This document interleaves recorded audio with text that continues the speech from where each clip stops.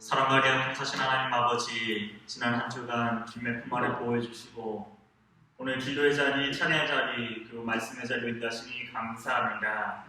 하나님, 이 시간 말씀을 듣습니다. 종은 십자가 뒤에 숨겨주시옵고 온전히 주님만 말씀하여 주시옵소서. 이 모든 건 우리 주 예수 그리스도로 기도합니다. 네. 오늘 우리 주신 하나님 말씀 함께 찾아보겠습니다. 구약성경 시편 119편 65절에서 72절까지 말씀입니다. 우리 주일에 받은 말씀 구약성경 시편 119편 65절에서 72절까지 말씀입니다. 제가 지금 성경으로 893면에 있습니다.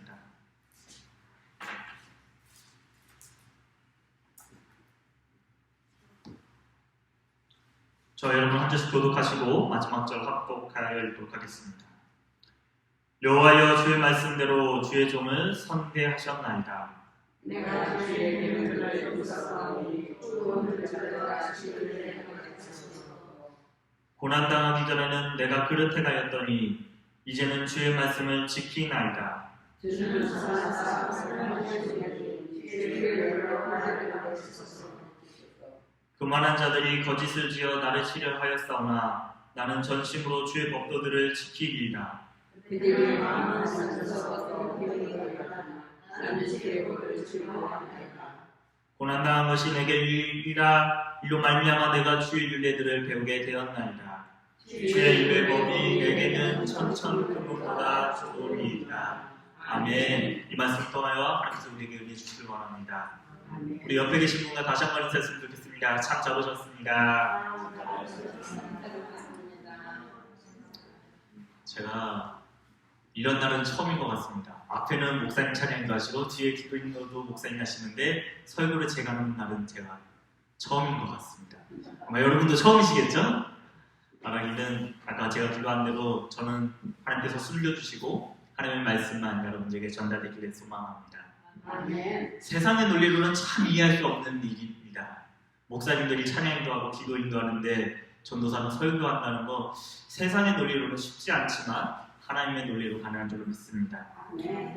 오늘 우리가 시편 119편의 말씀 중에서 65절부터 72절까지 읽었습니다. 이 시편 119편은 여러분들 잘 아시는 것처럼 하나님의 말씀에 대한 기쁨을 노래하고 있습니다. 그래서 제가 엊그저께 서점에 가보니까 크리스토퍼 애쉬라고 하는 이름을 가진 목사님은 말씀의 기쁨이라는 제목을 가지고 이 시편 119편을 강의한 책이 한 권 있습니다. 보통은 누가복음 강해, 창세기 강해 그렇게 책을 한 권 내는데 다른 것도 아니고 시편 119편 한 편만 가지고도 이렇게 책이 나오는 것 같습니다. 그런 거 봤을 때 정말로 이 시편 119편을 곱씹다 보면 말씀이 어떤 말씀이지, 이 말씀이 어떤 말씀인지 우리가 다시 한번 생각해 보게 됩니다. 그래서 우리가 잘 알고 잘 외우는 말씀 있죠? 제가 알기로는 초등부 아이들도 시키면 하루면은 다 외운다는 그 말씀 시편 119편 105절이죠. 우리 다 아시니까 한번 암수해 보겠습니다. 시작! 주의 말씀은 내 발의 등이요 내 길의 빛입니다. 아멘. 이 말씀 역시 시편 119편에 있습니다.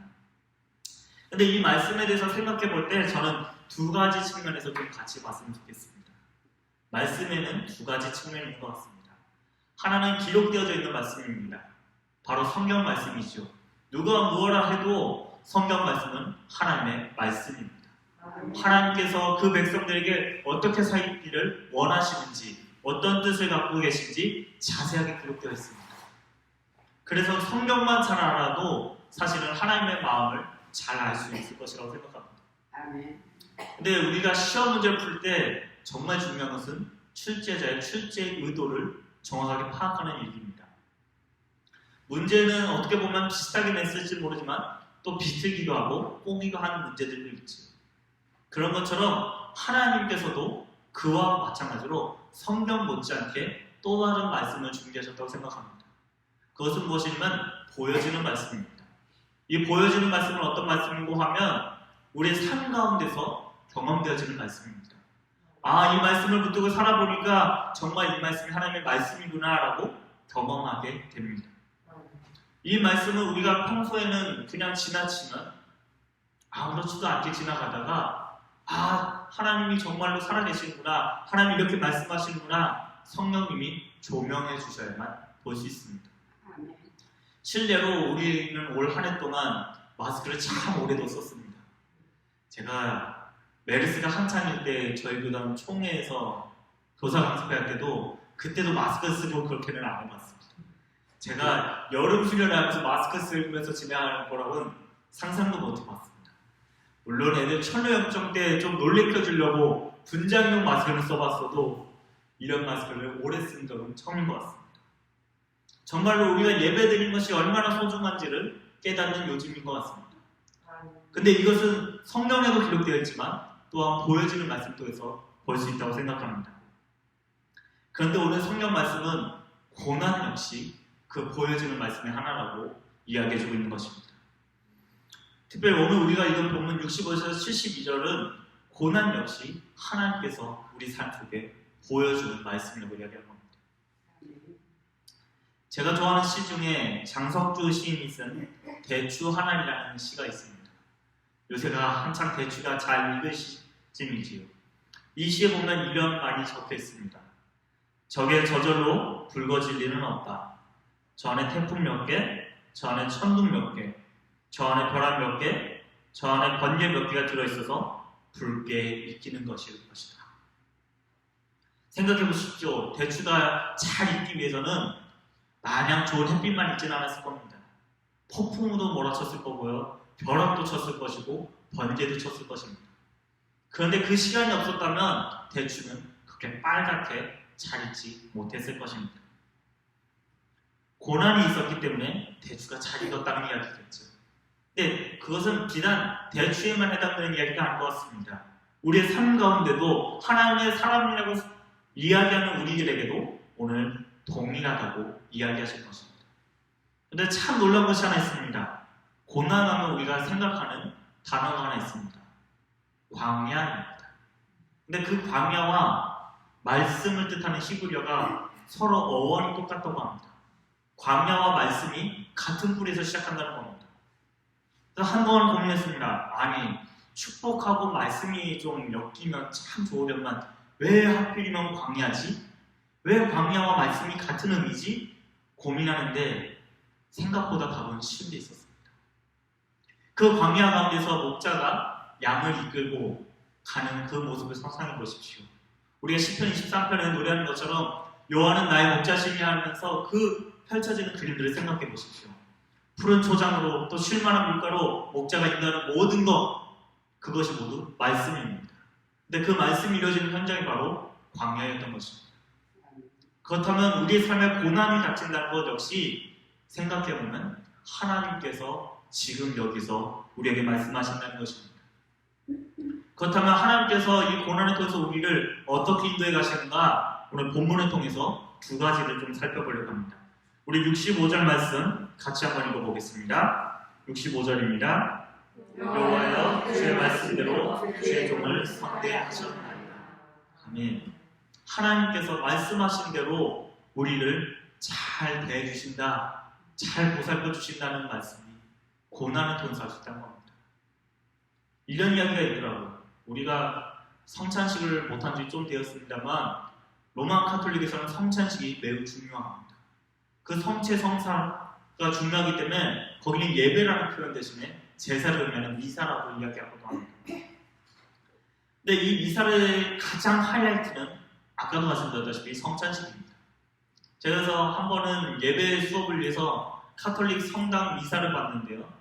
우리가 성찬식 때 목사님께서 이것은 여러분을 위한 주님의 몸입니다 하는 그 메시지를 하는 장면에 그 성당에서는 종을 치더라고요. 땅 종이 땡 치고 나서 이것은 주님의 몸입니다. 그 모습이 참 거룩하게 보이기까지 했습니다. 그런데 이 미사를 봉헌하기 위해서 또 큰 성당 같은 데서는 복사라고 하는 아이들이 있습니다. 물론 어른들이 서기도 하는데요. 우리로 치면 우리는 대표 기도도 서고 성경 공독도 합니다만 그곳에서 성당에서는 아무나 시키는 것이 아니기 때문에 단지 그냥 신부님 시중을 돕는 일입니다. 제 친구도 복사를 가끔 했다고 해서 제가 복사한다고 그러면은 우리는 보통 얘기는 카피 뜨는 줄 알고 야 너네 성당은 너를 복사기에다 놓고 몇 번이나 돌리는 거냐 그랬더니 그 목사가 아니랍니다.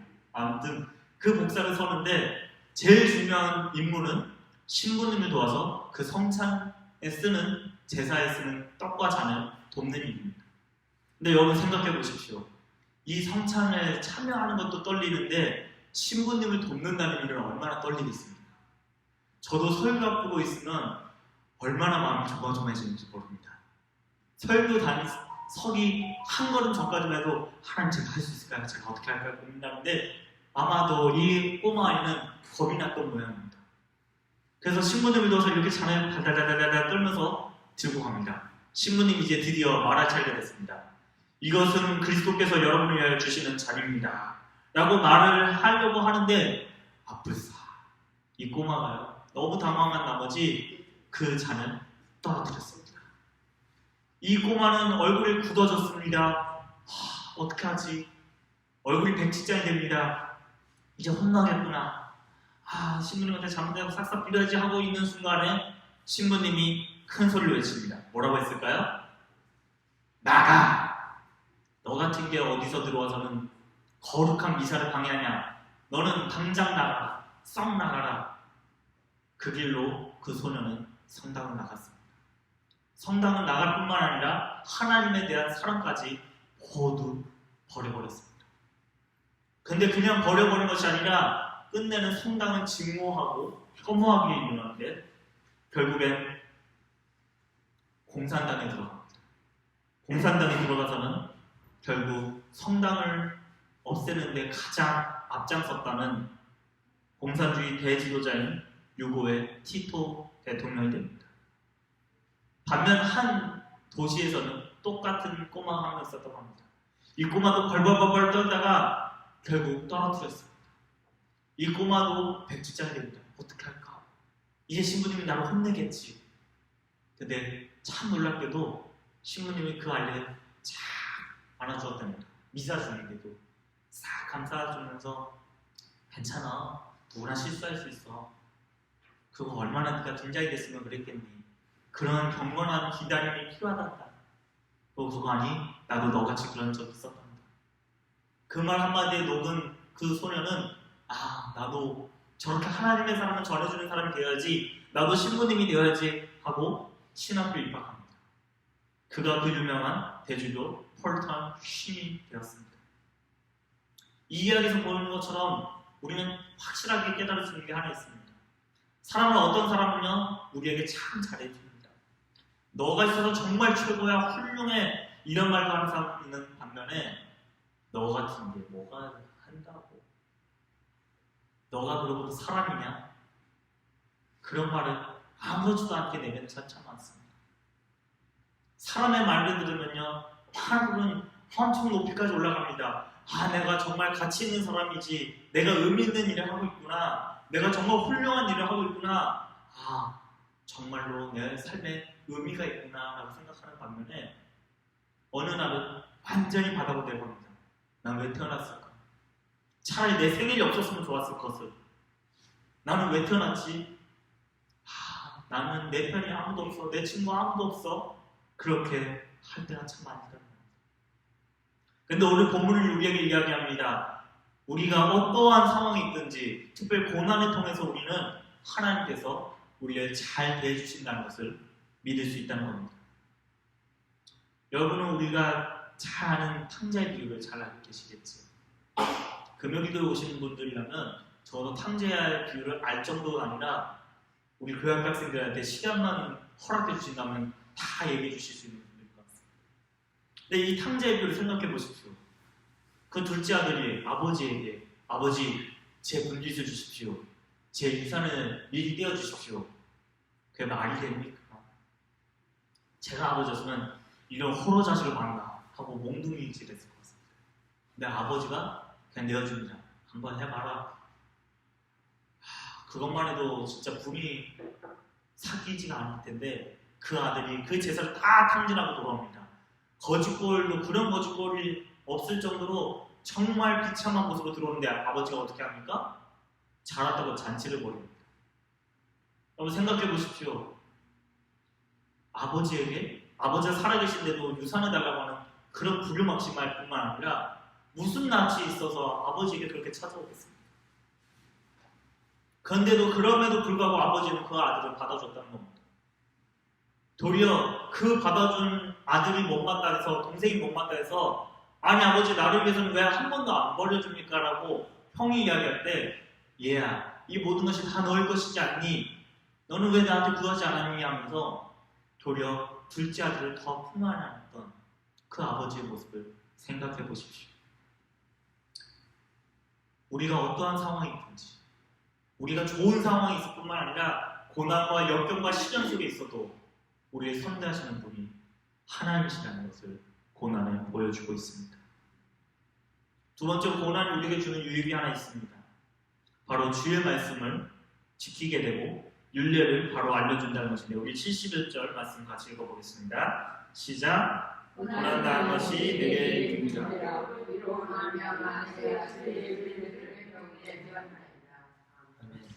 우리가 어딘가로 향할 때요, 방향이 참 중요합니다. 저번에 제가 오후 예배 설교할 때 들으신 분들은 기억하시겠지만 참 황당한 일도 다 있습니다.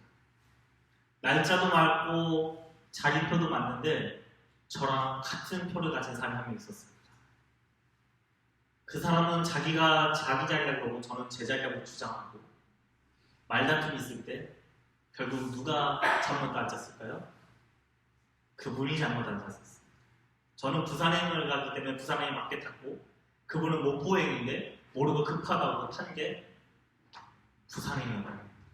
우리가 어디로 가는 데 있어서 속도보다 중요한 것은 방향입니다. 아무리 세상에서 제일 빠른 속도로 달려간다 한들 그 방향이 잘못되었다면 결국 목적지에 도달하는 것이 아니라 뺑 돌아가는 그런 일입니다. 근데 그것이 만약 기차 이야기에만 해당되는 것이 아닙니다. 우리의 삶에 있어서도 마찬가지입니다. 우리가 어떠한 방향을 가느냐, 어느 곳을 향하여 가느냐, 과연 하나님 나라를 향하여 가는지 아니면 내가 편한 대로 살아가는지는 고난이 정확하게 보여준다는 것입니다. 어느 자매님의 이야기를 제가 들었는데요. 그 자매님 시골에 살았던 자매님입니다. 사는데 너무나도 삶이 고달프고 지쳐서 안녕하십니까? 라는 질문만 하면 무슨 안녕입니까? 나는 괴롭습니다. 차라리 나를 고통이라 불러주시지요. 할 정도였습니다. 근데 이 자매가 어느 날 기도하다가 깜빡 잠이 들었습니다. 잠이 들니까 꿈결에 보니까 십자가를 지고 있었습니다. 십자가를 지고 있는데 그 십자가를 보니까 자기 키보다 한참 큰 십자가였어요. 그러니까 이 자매가 생각하기로, 현실에서도 나 괴롭더니만 꿈에서조차도 괴롭구나. 이 십자가 지고 어떻게 해야 되지? 하고 있는데 모든 사람이 한쪽 방향으로 가고 있는 것이었습니다. 그래서 물어봤더니 그 방향으로 가면 하나님 나라로 가는 길이라고 하길래 힘들지만 그 십자가를 지고 가고 있었습니다. 근데 그 십자가 너무 무겁고 너무 괴로우니까 온갖 불평이 다 쏟아져 나오고 온갖 괴롭다는 이야기가 다 쏟아져 나왔습니다. 그러고 있는데 마침 예수님이 그 자매 앞을 지나갑니다. 여러분, 예수님의 원래 직업이 뭐였는지 아시지요? 목수셨습니다. 아니나 다를까 예수님이 톱을 하나 들고 나타나시겁니다. 그러니까 이 자매가 예수님 잘 만났습니다. 이 십자가 좀 줄여주시면 안 되겠습니까? 그래서 예수님 물어보시더랍니다. 진짜로 줄여주길 원하냐? 주님 정말로 제가 원합니다. 주님이면 이걸 없앨 수도 있지만 없애는 건 아닌 것 같으니까 줄여주시지요. 그러니까 예수님이 그래? 그럼 줄여줄게. 얼마나 줄여줄까? 이 자매 고민을 합니다. 아예 손바닥만하게 해달라고 하기에는 염치 없는 것 같고 절반만 줄여달라고 하기에는 무거울 것 같고 고민 끝에 얘기합니다. 주님 3분의 1짜리 사이즈로 줄여주시죠. 주님이 말씀하십니다. 네가 원하면 그렇게 해줄게. 그렇게 짜니까 얼마나 가벼운지요. 얼마나 즐거운지 신나게 지고 그 하나님 나라를 향해서 가고 있었습니다. 거의 다 왔습니다. 다 왔는데 문제가 하나 발생했습니다. 하나님 나라를 가기 전에 강이 하나 뚫고 있는 겁니다. 우리가 흔히 말하는 요단강인지는 제가 모르겠습니다만 강이 있는 겁니다. 이 자매가 고민이 됩니다. 이 요단강을 어떻게 건너가지? 근데 참 놀라운 것은 그때까지 앞에 가던 사람들이 십자가 딱 요단강에 꽂으니까 다리가 되더라고요. 그 무겁던 십자가를 내려놓으니까 다리가 돼서 그냥 십자가 밟고 그냥 하나님 나라가서 주님 저 왔어요 하는데 이자는 3분의 1밖에 안 되니 3분의 1은 나가 어디로 갔는지 모르니 가고 싶어도 못 가는 겁니다. 그러니 하나님 나도 천국 가고 싶어요. 나도 하나님 나라 가고 싶어요 하다가 잠을 깼답니다. 근데 성경을 딱 펼쳐보니까 성경에 그렇게 써있었답니다. 누구든지 나를 따라오려거든 자기 십자가를 지고 따라올 것입니다. 우리가 천국을 향해서 다 간다고 이야기합니다. 하나님의 뜻을 위해서 노력한다고 이야기합니다. 그런데 제대로 가고 있는지 제대로 가지 못하고 있는지는 그 나침반이 필요합니다. 우리 삶에 정말로 그 환경이 잘 가고 있는지 신앙생활을 잘 하고 있는지는 바로 고난이 증명줍니다. 그것을 자랑했던 한 사람은 이렇게 이야기했습니다. 히브리서 12장입니다. 또 아들들에게 권하는 것 같이 너희에게 권면하신 말씀도 있었도다. 일렀을 때 내 아들아 주의 징계하심을 경히 여기지 말며 그에게 꾸지람을 받을 때 낙심하지 말라. 주께서 그 사랑하시는 자를 징계하시고 그가 받아들이는 아들마다 책찍질하심이라 하였으니 너희가 참으면 징계를 받기 위함이라. 하나님이 아들과 같이 너희를 대우하시나니 어찌 아버지가 징계하지 않는 아들이 있으리요. 징계는 다 받는 것이거늘 너희에게 없으면 사생자요 친아들이 아니니라. 또 우리 육신의 아버지가 우리를 징계하여도 공경하였거든 하물며 모든 영의 아버지께 더욱 복종하며 살려하지 않겠느냐. 우리가 이 신앙생활을 잘하고 있다는 것, 예수님을 정말로 의지하고 따르고 있다는 것을 정말로 보여주는 것은 고난이라는 겁니다. 이 고난 덕분에 하나님이 원하시는 방향대로 내가 가고 있다는 것을 확인할 수 있다는 겁니다. 말씀을 마무리하면서 제 개인적인 간증을 조금 이야기하려고 합니다.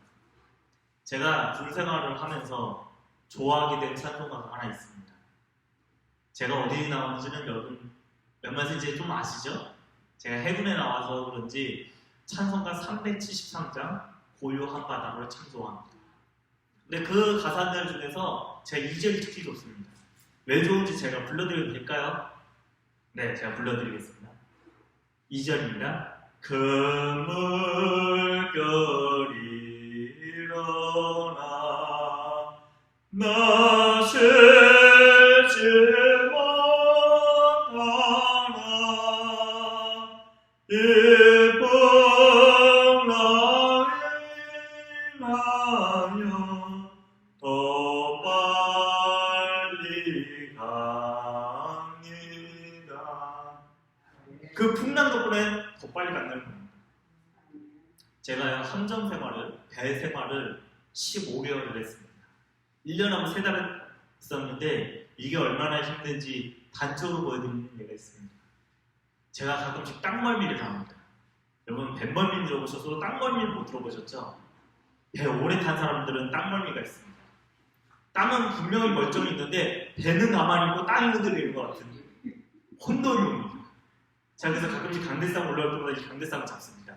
안 흔들리기 위해서 잡는 겁니다. 근데 제 군생활에도 그랬던 것 같습니다. 군생활을 이해하기 위해서는 제 첫 사역지 이야기도 조금 들려드리겠습니다. 제가 총회에서 우리 중고등부 연합회 사역을 조금 도와드리고 하던 중에 이제 모교에서는 이제 슬슬 신학 공부 마무리하면 전도사로 이제 나가야 되지 않겠냐 하는 이야기가 있었습니다. 나가고 싶은데 어디로 갈까 고민하고 있는데 같이 사역하던 장로님이 한 시골교회를 소개해 주셨습니다. 아, 가서 보니까요, 우리는 건물 한 채인데 거기는 본당도 있고 교육관도 있는 겁니다. 와, 이렇게 멋있는 전원주택 같은 교회가 다 있나. 그랬더니 목사님 얘기하십니다. 전사님, 우리 교회 일손이 좀 부족해서 근데 좀 와주면 우리 같이 잘해봅시다. 그래서 제가 아무도 묻지도 따지지도 않고 그러겠습니다. 12월 30날 갔습니다. 갔더니 이제 목사님이 예배인도를 할 줄 아냐고 물어보셨습니다. 예배인도를 할 줄 아는데 왜 그러시냐 그랬더니 성무형식 예배부터 인도하라는 겁니다. 그래서 목사님 제가 전도사 부임 인사도 안 했는데 부임 설교도 안 했는데 무슨 예배인도부터 합니까? 그랬더니 목사님이 전도사가 목사가 시키면 나 하는 거 아닌가? 그래서 알겠습니다. 순종하겠습니다 하고 성무형식 예배를 인도하기 위해서 단상에 올랐습니다. 여러분 생각해 보시죠. 성무영신 예배는 해도 처음 간 곳에서 처음 예배 인도하면 얼마나 떨리겠습니까? 떨리는 마음과 기대하는 마음을 갖고 딱 단위에 올랐습니다. 제 눈을 믿을 수가 없었습니다. 할머니 권사님 2분, 초등학생 2분, 중학생 2분과 목사님 4분밖에 없었습니다. 그래서 제가 생각했습니다. 성무영신 예배는 원래 다니던 사람들도 잘 안 나오는 예배니까 그래 뭐 주일만 오겠지 하고 있는데 목사님 성무영신 예배 끝나고 교역적 일을 하셨습니다. 교역적 일을 해서 여러 명인 줄 알았더니 단 2입니다. 저는 오늘 예배 인도 잘하던데 10년 주일 예배도 인도하세요. 그래서 알겠습니다 했습니다. 주일 예배니까 오겠거냐고 와서 봤더니 여전합니다. 할머니 권사님 2분, 초등학생 2, 중학생 2, 목사님과 사모님. 그 다음 주도 마찬가지입니다. 심지어 한 권사님 2분 중 한 분은 우리가 어려운 교회라 전도사는 금세 도망갈지 모르니까 3월달까지 나 인사 안 받을 거야. 그러십니다. 마음이 심란했습니다. 거기다 더 황당한 것은 월요일마다 제가 새벽 예배를 인도하는데 제가 새벽 예배 엄청 힘들게 설교 준비해갖고 올라간 날은 아무도 없습니다.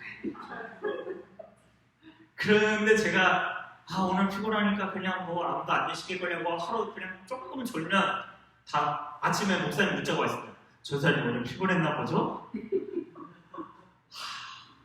얼마나 마음이 힘들었는지 모릅니다. 그래서 빈 예배당 의자 하나하나 놓고 하나님 이거 뭡니까? 하나님 건물도 2채인데 사람은 2명밖에 없습니다. 그러면서 얼마나 기도했는지 모릅니다. 근데 그 기도가 얼마나 쌓였는지 잘 모르겠지만 어느 날 감동이 오더라고요. 이제 때가 됐다. 그래서 저는 무슨 때가 됐지? 여자친구도 없는데 결혼할 때는 아닌 것 같고 그런데 놀랍게도 그 음성을 들은 지 한 달이 채 안 돼서 그 교회에 30명간이나 몰려들었습니다. 아멘. 물론 단탄생 이런 말씀드리긴 뭐하지만 그 교회에서 상처받은 분들이 나와서 새로 개척할까 하다가 할머니 2명만 놓고 하는 교회가 있다 하여 찾아왔습니다 하고 찾아오셨더라고요. 그래서 그분들과 함께 좀 적응이 되어갈 무렵에 제 절친 하나가 이야기합니다. 야 재호가 너 이제 대학도 다 졸업했는데 군대는 어떡할 거냐? 그러니까 제가 고민하다가 가긴 가야지. 그랬더니 친구가 그럽니다. 야 내가 해군인데 해군 오면 휴가 잘 나와. 한 달에 한 번은 나와. 그 말 듣고 제가 해군에 지원했습니다. 근데 해군에 군종병으로 지원하는데 계속 근무 서약서라는 걸 쓰게 하더라고요. 저는 아무리 생각해도 배에는 교회가 없고 섬에는 교회가 있을 터이니 그럼 섬마을에 있는 조그만 교회 그냥 여기 개척교 되는데 뭐가 어렵겠냐 하고 썼습니다. 근데 섬이 아니라 배였습니다. 근데 여러분 배가 아시겠지만 정박하면 기지교회 가면 됩니다. 근데 항해를 나가면 예배를 인도할 사람이 아무도 없는 겁니다. 그래서 수많은 신학생들이 들어갔지만 그 전까지는 다 예배실 다 갖춰놓은 데서 예배하던 전도사들이 막상 배 가면 예배를 어떻게 인도할지 모르는 겁니다. 더군다나 자기 일 할 거 바쁘다고 항해 나가도 주일은 그냥 지나가는 날 그렇게 살았습니다. 근데 저는 어땠다고요? 아무도 없는 그 시골 예배당에서 하나님 도와주십시오 하고 기도하던 그게 습관이 돼서 그렇게 배에서도 예배를 시작했습니다. 참 놀라운 것은요, 그 예배가 다른 데도 소문이 났고 퍼져나갔습니다.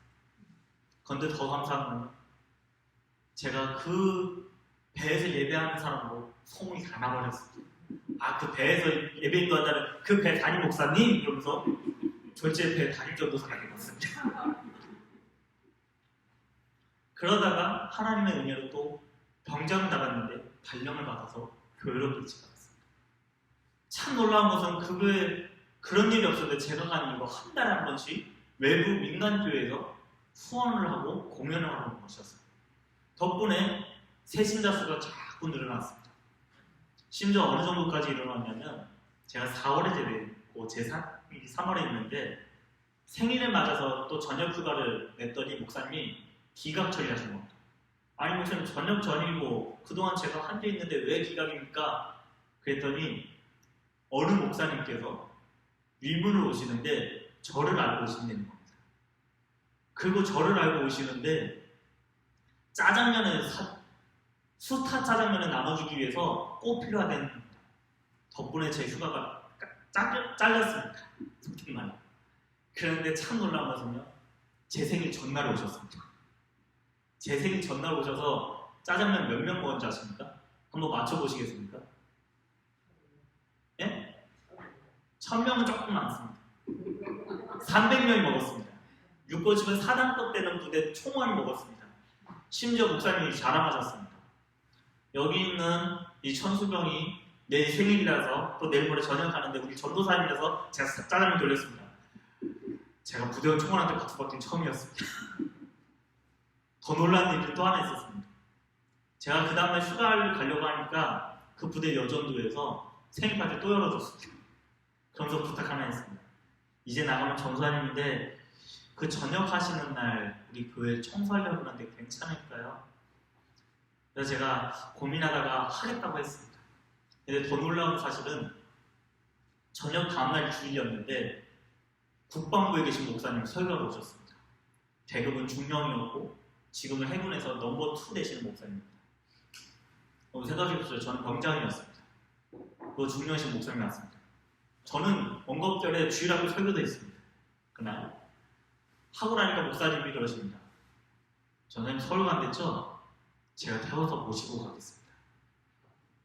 저녁하는 날 하루를 반납했더니 하나님이 중령이 운전하는 차에 뒷자리에 앉아갖고 가시지요.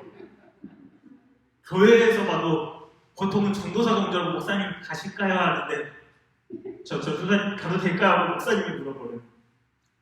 근데 그 모든 과정 가운데 쉽지는 않지만 하나님이 그 고난을 통해서 이렇게 선택하셨구나 하는 것을 경험했습니다. 그리고 그 끝에 또 다른 새로운 여정을 고민하는 중에 하나님 길을 열어주신 곳이 어딘지 아십니까? 바로 이 자리입니다. 바라기는 하나님께서 오늘 저와 여러분에게 말씀하십니다. 지금은 어렵고 괴롭지만 이 고난을 통해서 하나님의 뜻이 무엇인지 밝히 보여주실 것입니다. 아멘. 뿐만 아니라 하나님의 뜻대로 우리가 바로 살게끔 인도하실 것입니다. 아멘. 사회를 보나 나라를 보나 또 교회를 보나 여러모로 참 어려운 시기입니다. 하지만 이런 어려운 시기에 더욱 기도함으로 깨어서 하나님의 뜻을 밝히 알고 또 순종함으로 고난다움이 내게 유익이라 이로 말미암아 내가 주의 윤례를 배우게 되었나이다 하는 그 고백을 우리 모두가 할 수 있기를 간절히 소망합니다. 아멘. 함께 기도하겠습니다. 사랑하는 하나님, 고난을 당하는 것이 참 쉽지 않고 어려운 요즘입니다. 하지만 이러한 가운데서도 우리는 우리에게 고난을 주신 하나님을 바라보길 원합니다. 하나님을 바라보고 하나님을 의지하면서 이 고난 당한 것이 내게 하나님의 뜻을 알려주고 하나님의 마음을 깨닫고 하나님의 사랑을 경험하는 그런 시간이 될 수 있도록 우리를 붙들어 주시옵소서. 이제 기도의 자리로 나아갑니다. 우리의 기도 소리 응답하여 주시고 고난 중에 응답하시는 주님의 세밀한 음성 듣는 시간 될 수 있도록 은혜 내려 주시옵소서. 감사드렸고 우리 주 예수 그리스도 이름으로 기도합니다. 아멘.